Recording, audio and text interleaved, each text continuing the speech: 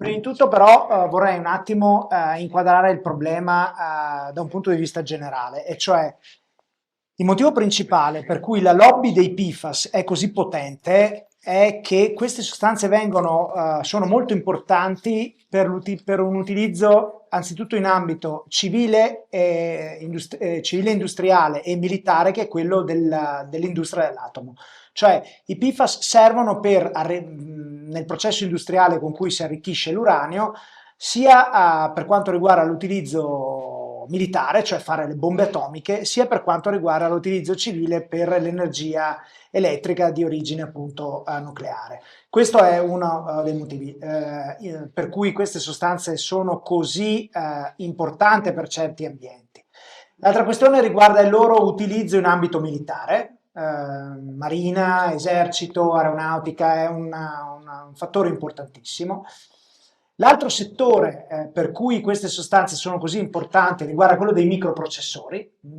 Sono necessarie per quanto riguarda, almeno dal punto di vista dei processori, per realizzare diciamo, le litografie su cui si costruiscono e si stampano i microprocessori. E l'altro ambito importantissimo per cui, e qua caschiamo diciamo, a bomba rispetto ai fatti degli ultimi mesi, vengono utilizzati nelle grandi opere. Questi sono i quattro settori, diciamo, chiamiamoli così, per cui l'industria, il cosiddetto diciamo, comparto militare industriale, è così ascoltato in ambito governativo, cioè c'è un'interessenza che è potentissima, tant'è vero che quando si è cominciato a ragionare su una serie di limitazioni importanti per queste sostanze, i primi che hanno bussato alla porta sono stati proprio questi soggetti. Il primo più potente è stato il Pentagono, il secondo è stato il presidente francese, che ha detto: cara Europa, caro legislatore degli Stati Uniti, non rompete le scatole, perché è vero che fanno malissimo. Il Pentagono ha addirittura pubblicato un dossier molto molto ben documentato. Addirittura hanno scritto quanto è costato: $90.000 mi pare, $100.000, una cosa del genere, per fare un dossier informativo nei confronti delle Camere. Però ho detto: guardate che siccome queste cose ci servono per varie cose, tra cui gli armamenti avanzati, la robotica, l'industria militare 3, 4, 5, 6, 90.0, non sognatevi nemmeno di intervenire sul piano legislativo, perché non ce n'è per nessuno. Addirittura con Biden, presidente degli Stati Uniti, è stata prospettata la possibilità di non rendere possibili le azioni civili nei confronti dei soggetti che inquinano i territori, perché altrimenti la difesa avrebbe potuto patire tutta una serie di danni economici per questo motivo. Quindi stiamo parlando di questo problema. Mi ricollego 2 secondi a quello che ha detto prima il referente di Greenpeace, perché anche sui TFA il Veneto c'è un record. Cioè, voi dovete sapere che la commissione ecomafie ha acceso un fanale sulla presenza di TFA nell'ambiente, legato alla situazione di un'altra impresa importante del Vicentino, che è la FIS di Montecchio Maggiore. Quindi c'è anche questo problema di pressione ambientale. Anche questo è un aspetto che in questo momento la politica, le agenzie hanno toccato pochissimo. Ci sono delle evidenze. Anche qua cercheremo come giornalisti di fare quello che possiamo anche con gli accessi agli atti, ma c'è anche questo problema. Quindi non c'è solo l'utilizzo diffuso, i pesticidi e quant'altro, ma c'è questa impresa dell'Ovest Vicentino, che ha una succursale importantissima sempre nell'Ovest Vicentino a Lonigo, che è una preoccupazione, che costituisce una preoccupazione di non poco conto. Allora, la questione PFBA: perché i PFBA sono un problema qua nel Veneto? Perché sono stati utilizzati in maniera massiccia per quanto riguarda i lavori della superstrada Pedemontana Veneta. Immagino che voi abbiate letto di recente i titoli dei giornali. Recentemente c'è stato un comunicato stampa della Procura di Vicenza che spiegava che c'è un'indagine in corso che riguarda, mi pare, 11-12 manager della Pedemontana, proprio per una contaminazione da PFBA. Al momento i reati ipotizzati sono quello di inquinamento ambientale di omessa bonifica, però c'è un pezzo della rete ambientalista che in questo momento è molto incavolata perché dice no, bisogna eventualmente considerare anche il reato di avvelenamento delle acque e di disastro ambientale. Quindi c'è questo tema. L'altra questione però è che purtroppo se si leggono un po' i giornali viene fuori che questo problema in realtà sarebbe recente, ma non è vero niente, perché il problema è dal 2021 che è conosciuto. Io faccio presente che come Vicenza Today abbiamo pubblicato delle inchieste in cui raccontavamo questo problema perché era stato evidenziato da alcuni documenti agli atti, per esempio, dell'amministrazione del comune di Castelgomberto, che aveva sostanzialmente dovuto emettere delle ordinanze che contenevano tutta una serie di annotazioni fatte da ARPAV rispetto alla presenza di queste sostanze nelle acque di ruscellamento. Faccio presente che poi con il passare del tempo la regione in modo, come posso dire, non immediato ha attivato un tavolo di osservazione rispetto a questo tipo di problema e da alcuni documenti che abbiamo pubblicato in esclusiva, che sono scaricabili e acquisibili da tutti, è emerso che sono stati chiusi 8 pozzi idropotabili proprio per la presenza di queste sostanze. Ma c'è un altro aspetto, io vorrei leggere velocemente un documento che riguarda un verbale del tavolo tecnico appunto regionale sulla questione dei PFAS. Questo documento scrive che secondo questo documento c'è scritto che la richiesta a fronte della contaminazione da pozzi acquedottistici da parte della provincia di Vicenza ha generato appunto l'istituzione di un tavolo di coordinamento da parte della regione. E poi si scrive che la problematica della presenza del composto PFBA nota dal 2000, attenzione la data, notatela, nota dal 2021 in prossimità delle gallerie di Malo e Sant'Urbano della superstrada Pedemontana Veneta. Allora, qua c'è una incongruenza che secondo me deve essere chiarita, perché la prima volta che viene segnalata una presenza preoccupante da questo punto di vista è invece nel 2020, durante un evento pubblico, l'Epifania della Terra, organizzata dai Beati Costruttori di Pace. Si vede che nelle acque della roggia che costeggia il cantiere, proprio a fianco dove veniva organizzato l'evento, viene fuori questa sostanza biancastra. E cosa succede? Lì sono presenti una deputata del gruppo misto, allora si chiama Sara Cunial, poi era presente il consigliere Zanoni, se non vado errato, la consigliera Bartella e la consigliera Guarda. Chiamano i carabinieri, dopodiché pretendono che arrivino anche i carabinieri del corpo forestale che a Vicenza non c'erano, devono arrivare da Asiago. Questi arrivano, fanno dei campioni, alcuni attivisti addirittura verbalizzano e quindi i fatti non risalgono al 2020, ma risalgono ben prima. Adesso siamo nel 2025, sono passati 5 anni. Come mai le autorità competenti si sono mosse così, cioè con questo ritardo? Perché il tavolo per quanto riguarda i PFBA è stato attivato solo nel 2024-2025? Prima che cosa è successo? Poi c'è un altro aspetto che secondo me è importante, che riguarda l'attività della magistratura, cioè perché io immagino che di fronte a situazioni così problematiche l'azione della magistratura deve essere incisiva, perché una delle nozioni base del codice penale, del codice di procedura penale, è quella che quando c'è un reato in corso tu hai l'obbligo di interromperlo, cioè se io vado a dire a un carabiniere che in quella casa una signora o una bambina viene da 2 o 3 settimane tenuta sotto sequestro, tu hai l'obbligo di interrompere il reato, eventualmente facendo come? Sequestrando, arrestando. Adesso i mezzi e gli strumenti sono quelli tipici del codice penale, del codice di procedura penale. Però il problema è che devi intervenire. Invece non si è visto nulla di questo.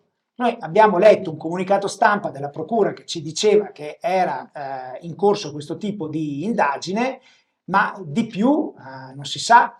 Andando a leggere sempre le carte depositate presso la regione, abbiamo scoperto che sono stati appunto chiusi 8 pozzi, ma l'autorità pubblica si è ben guardata dal dire quali sono i pozzi che sono stati chiusi, perché e soprattutto quali concentrazioni sono state rilevate. Di più, non è stato detto per quanto questo tipo di concentrazione è stato rilevato nel tempo. Perché guardate che le misure sull'acqua potabile vengono fatte in modo costante, quindi io immagino che il bravo amministratore pubblico cos'è che fa? Ci dice: guardate, questo problema lo abbiamo misurato per la prima volta il tal giorno e in questo pozzo idropotabile la presenza dei PFBA è stata notata in queste concentrazioni con questo andamento storico. I pozzi sono stati chiusi in queste date, non so, quello del comune, adesso invento perché noi non lo sappiamo, di Caldonio è stato chiuso in data tal dei tali, quello di Costabissara è stato chiuso in data tal dei tali, quello di Due Ville privato pubblico è stato chiuso in data tal dei tali. Questo tipo di informazioni non c'è stato, fino ad oggi non c'è stato. E non capisco perché poi ogni volta che proviamo a ragionare attorno a questi problemi succede che ti danno dell'allarmista, del massimalista e via discorrendo. C'è poi un'altra questione che secondo me deve essere valutata con molta attenzione, e cioè quanto questo tipo di effetto può dare problemi non solo al Vicentino, ma anche al Padovano. Perché guardate che la zona di pescaggio interessata da questo tipo di problemi interessa principalmente l'area di pescaggio dei pozzi di Padova. Cioè Padova non è una città qualsiasi, Padova è una città di 200 rotti mila abitanti, 190, adesso non mi ricordo esattamente, ma di più. L'acqua che viene pescata nelle falde ad uso idropotabile dell'Alto Vicentino non alimenta solo Padova, ma alimenta tutta l'asta fino ad arrivare alla Saccisica a Piove di Sacco. Allora di che cosa stiamo parlando? A questo deve essere aggiunto che gli enti in questo momento stanno lavorando alla perimetrazione delle aree di protezione di tutela per quanto riguarda appunto l'utilizzo idropotabile. Cosa succede? Se si vanno a guardare gli atti della regione Veneto, si scopre che per esempio alcune cave in cui sono state depositate queste rocce da scavo che potrebbero contenere i PFBA, sono ricomprese in quelle zone di tutela. Ma com'è stato possibile una cosa del genere? Com'è stato possibile? Allora, questo è un altro aspetto rispetto al quale l'autorità pubblica non dice sostanzialmente niente. Allora, recentemente abbiamo letto sui giornali che la provincia ha deciso di avviare un tavolo, per carità, cosa sacrosanta, ma perché lo fa adesso? Ma perché lo fa adesso quando era già stata formalmente notiziata di questo tipo di problema? Questa è una questione importantissima. Poi vorrei capire un'altra cosa, visto che la prima segnalazione, da quello che sappiamo, risale al 2020, quando gli organi inquirenti, in questo caso i carabinieri, sono venuti a conoscenza di questo fatto, no? Siccome loro hanno l'obbligo di informare anche l'ente amministrativo perché prenda le misure del caso, è stato informato o no? Come mai l'amministrazione pubblica, la regione, l'ARPA, i comuni, le province, queste cose pubblicamente non le dicono? Cioè, sono usciti sulla stampa, queste persone hanno cominciato a fornire delle rassicurazioni solo dopo che la stampa ha pubblicato le notizie, le inchieste. Questo è un problema gravissimo, perché io mi aspetto che sia l'ente pubblico che in qualche modo si fa avanti per tutelare la cittadinanza. Non che tu esci solo dopo che i giornalisti ti hanno rotto le palle, una parte, perché la stampa da questo punto di vista deve farsi perdonare molto. Allora, noi onestamente parlando non possiamo conoscere la quantità e la qualità della contaminazione, perché fino ad oggi non abbiamo letto il fascicolo. Qua entriamo in un altro problema, perché i soggetti che hanno proposto quelle che non sono dei normali esposti, ma sono delle denunce contro ignoti, non hanno potuto fino ancora leggere le carte, sebbene abbiano chiesto formalmente di accedere al fascicolo. Quindi noi non sappiamo esattamente come sono state fatte le indagini, non sappiamo esattamente qual è la gravità, non sappiamo se i reati sono stati qualificati nel modo corretto, perché normalmente quando una persona denuncia un certo fatto, nell'ambito investigativo, l'inquirente la prima cosa che fa qual è? Lo chiama e dice: ciao Cicci, spiegami esattamente quello che hai visto, spiegami esattamente quali sono i tuoi timori, dimmi se hai dei sospetti. Cioè, noi vediamo in questo momento tra Bassanese, Alto Vicentino, Ovest Vicentino, una marea di camion che stanno girando tra cave, siti di deposito e non sappiamo esattamente che diamine trasportano. Questo è un problema serio, cioè cosa stanno trasportando in questo momento questi camion? Le autorità stanno facendo dei controlli, l'autorità giudiziaria sta facendo dei controlli. Questo è un problema serio. Poi c'è un altro aspetto che deve essere considerato in questo momento, cioè noi sappiamo che la contaminazione attribuita ai PFBA in questo momento è stata attribuita in primis alla presenza di queste sostanze, che poi spieghiamo come vengono utilizzate esattamente, lo diciamo sempre in termini terra-terra. Sono state utilizzate principalmente nella costruzione della galleria della Pedemontana che da Castelgomberto, quindi Ovest Vicentino, va fino a Malo, Alto Vicentino. L'altro sito dove sarebbero state utilizzate in maniera cospicua è la galleria sostanzialmente che attraversa Trissino, che si trova sotto la collina di Sant'Urbano, che sfiora anche il comune di Montecchio Maggiore. Ma poi il deposito di queste rocce da scavo è stato autorizzato dalla Regione Veneto in almeno, stando ai documenti che abbiamo noi, in almeno una ventina di siti. Ok? Questi siti avrebbero poi perso sostanzialmente questi PFBA che vengono utilizzati sostanzialmente per essere spruzzati sulla volta della galleria in modo da solidificare in modo immediato il cemento, e una volta appunto depositati in alcune cave sostanzialmente, attraverso le acque di ruscellamento sono finite a valle, sono finite a valle, quindi sia nelle acque superficiali, di conseguenza questo potrebbe o già costituisce un problema per quanto riguarda l'acqua che viene impiegata nella zootecnia, quindi per far bere le bestie e per essere impiegata per coltivare la terra, ma poi come detto prima queste sostanze sono state ritrovate, questo dicono i gestori delle acque, anche appunto in alcuni pozzi con finalità idropotabile. Questa cosa dà una connotazione oscura all'ipotesi di reato, perché se io chiudo un pozzo perché ci finiscono delle sostanze che lì non ci dovrebbero stare, io devo capire se è stata valutata anche l'ipotesi di avvelenamento delle acque. Poi l'altra questione riguarda la mutazione dell'ambiente, cioè se la quantità di PFBA che ho utilizzato e la relazione che la Sinergeo ha fatto per conto della Regione Veneto ci fa capire che le sostanze sono importanti, ha modificato in modo permanente l'ambiente, questo potrebbe darmi la stura di pensare che non c'è solo l'inquinamento, ma c'è anche una situazione di disastro ambientale. Poi c'è un'altra questione. Se le denunce sono state fatte nel 2021, e pare che inizialmente i riscontri non siano stati granché, è stato poi proposto una integrazione di queste denunce che sono state mandate per conoscenza al Ministero dell'Ambiente. Allora, questo tipo di denuncia che formalmente è stata, diciamo, inoltrata dal Coordinamento Veneto della Pedemontana Alternativa, ha avuto una reazione, una conseguenza molto importante, che è stata quella dell'avvio di un'indagine amministrativa da parte del Ministero dell'Ambiente, tramite l'ISPRA. Ecco, io non so se voi, io l'ho pubblicata questa relazione perché è giusto che le persone si facciano un'idea, ma lì dentro quelle 70 pagine, sono evidenziate tutta una serie di criticità da far accapponare la pelle. Allora, poi, siccome questa relazione è stata scritta a quattro mani assieme all'ARPA, alla fine delle considerazioni ce ne sono alcune che riguardano la materia giuridica, no?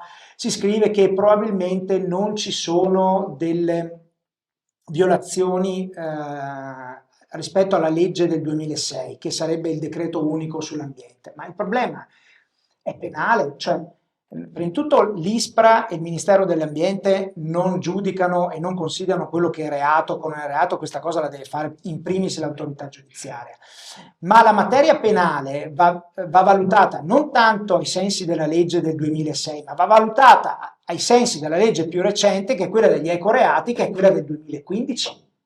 Rispetto a quelle indicazioni noi dobbiamo capire se ci sono reati o meno.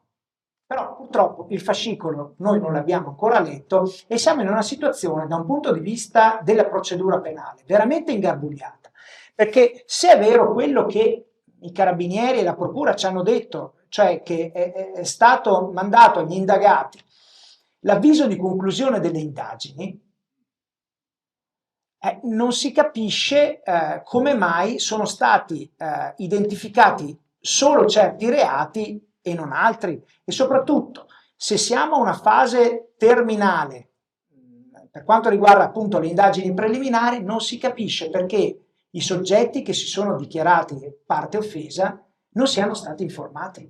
Cioè, guardate che questa è una situazione esplosiva da questo punto di vista, perché quando verrà evidenziato come è stato condotto questo fascicolo, potrebbero emergere dei dati veramente preoccupanti, perché nel caso di specie il compito, ripeto, dell'autorità giudiziaria è anche quello di interrompere la consumazione del reato. Io vi faccio presente che col caso della Miteni ce ne sono stati un sacco di esposti, Greenpeace ne è testimone da questo punto di vista. C'è stata la richiesta di intervento delle autorità, addirittura alcuni soggetti che fanno riferimento alla cosiddetta galassia ambientalista hanno addirittura chiesero il sequestro della Miteni. Non ci fu.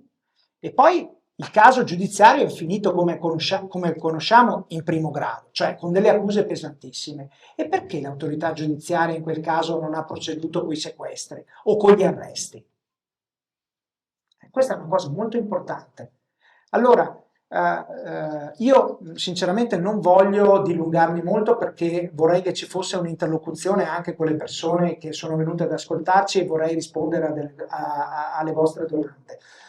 Io mi auguro che da questo punto di vista l'opinione pubblica chieda alle istituzioni conto di quello che sta succedendo, perché noi veramente nella situazione storica che stiamo vivendo in questo momento rischiamo di avere dal punto di vista della contaminazione dei PFBA veramente una sorta di Miteni 2 o Miteni 3 piazzata nelle montagne che dividono la Valle dell'Agno dalla Valle del Chiampo. Questa è una questione veramente seria. E quindi io, ripeto, spero che l'opinione pubblica capisca quello che sta succedendo, perché altrimenti si rischia un flashback tremendo, cioè che è quello di credere nelle rassicurazioni che erano state date inizialmente come avvenne per la Miteni, quando invece poi sappiamo che il problema è di tutt'altro peso. Grazie.